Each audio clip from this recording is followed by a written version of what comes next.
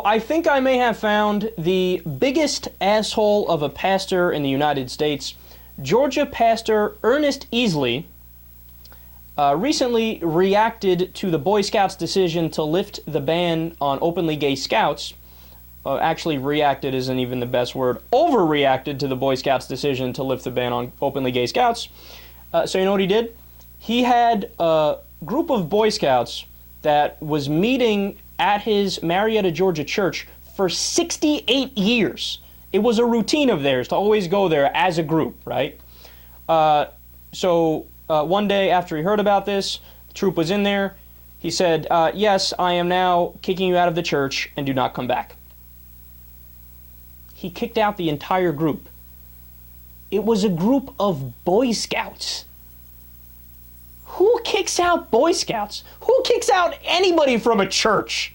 It's a church. Isn't Jesus all about open arms and second chances and yada yada? And furthermore, I love how moronic this guy is, because did that particular branch of the Boy Scouts in Marietta, Georgia, were they the ones that pushed for lifting the gay ban? Or did anybody in that particular group say anything that, oh yes, I agree that they lifted the gay ban? No, that particular group said nothing about it, was not involved in it, but they still said, I am finding you guilty of something I disagree with, even though you had nothing to do with it. Get out of my church.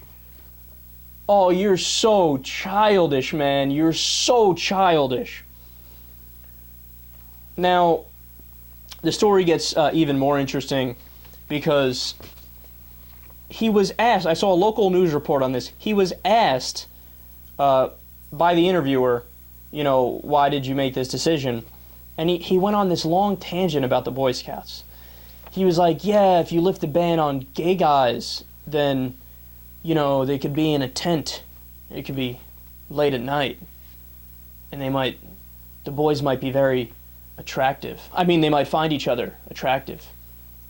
And then hormones are raging and something is guaranteed to happen.